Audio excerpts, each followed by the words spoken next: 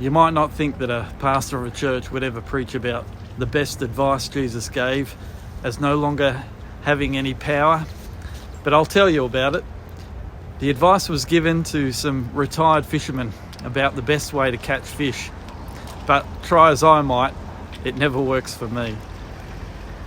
Are you a frustrated fisherman, feeling like even your best efforts at the things that you once felt good at aren't what they used to be?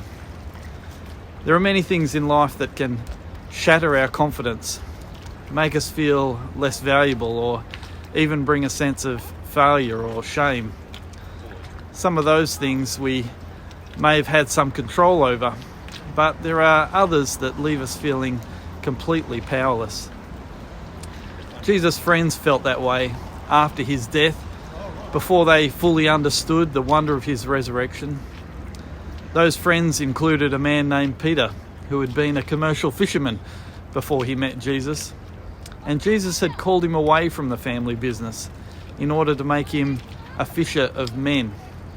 That is, to jump on board the Jesus boat and begin calling people back to a relationship with God. After seeing Jesus arrested and tried and killed like a criminal on a wooden cross, after being told by Jesus beforehand that he would have 3 chances to stick up for him, but that he would fail every time, Peter went back to the only thing he knew: fishing. In John 21 we read that Peter, Thomas and Nathanael and 4 other disciples were near the Sea of Galilee when Peter told them he was going fishing. They all went along together, but couldn't catch a thing between them. When Jesus shows up, and before they recognise him, he asks them that most dreaded question: "Have you caught any fish?" When he hears their reply, he says, "Throw out your net on the right-hand side of the boat, and you will get some." Now there's the advice that's never worked for me. But they did, and they couldn't haul in the net because there were so many fish in it.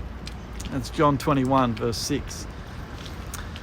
Now, I had expected after my holidays that I'd be seeing services and ministries returning with greater normality. But instead I hear on the news that we seem to be bracing for more uncertainty in the spread of this virus yet again. While nothing has actually changed in what we usually sing about in church, feeling the joy of doing that together again is going to be a way off, and that's discouraging. There are many who are feeling that a return to restrictions or the ongoing changes to life and ongoing uncertainties are getting beyond what they can cope with. And maybe in the absence of some of those familiar ways that we've enjoyed walking with Jesus together, you are beginning to feel a void of Jesus' presence in your life as well. You might think it strange that it is after Jesus' resurrection, the high point of all history, that his disciples are going back to the old fishing for fish game. But just like them, we can sometimes let the circumstances that we see affect us more than being guided by the wonderful things that we know. John writes, "Then the disciple Jesus loved said to Peter, 'It is the Lord.'" He's writing about himself, of course, the disciple Jesus loved. When the nets are thrown over the right side of the boat, John sees not only the miracle, but recognises who it must be standing on the shore. He continues, "When Simon Peter heard that it was the Lord, he put on his tunic, for he'd stripped for work, jumped into the water and headed to the shore. The others stayed with the boat and pulled the loaded net to the shore, for they were only 100 yards from the shore. When they got there, they found breakfast waiting for them, fish cooking over a charcoal fire and some bread." Seeing Jesus, hearing his voice and recognising him is the second best thing you can ever do. The best is to help somebody else to see him too. That's something we can all do. It is one thing to go fishing with your mates when life otherwise looks kind of grim, and I don't take anything away from that. But it is something else to help one another see that He's standing on the shore, ready to meet all of our needs. If you visit that place today where Peter met up with Jesus, you'll find signs fixed to fences that say no fishing and no campfires.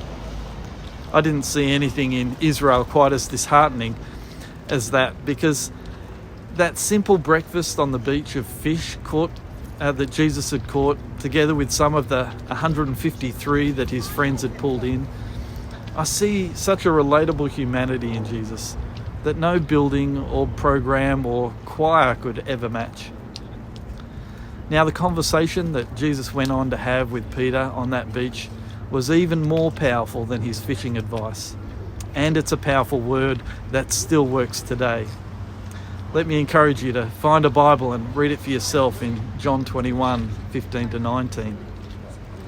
Essentially, Jesus asks Peter if he loves him. In this, he's restoring him to relationship and to dignity and to purpose. Now, that purpose wasn't to give him a simple and satisfying life. Far from it. He was going to learn that to follow Jesus means to give up your life for him.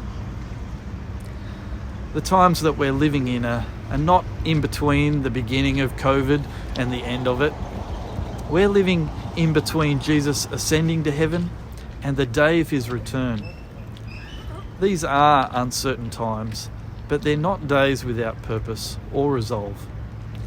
Jesus had a job for Peter, and he has one for you too. So let's not despair at nets devoid of fish, be overcome with guilt of failure, or distracted by unusual circumstances. Let us see that Jesus is not that far off, and if we recognize and hear his voice, he is able to bring renewal, meet our needs, and restore us to close relationship with himself again. And even though church may seem different, along with so much else, we're here for each other, in the fishing and through to the finish. May God bless you in your nights and in your days, and may he fill your nets to overflowing as you seek to share his blessings with others. I'll be looking for you on the boat, in the water, or safely on the other shore.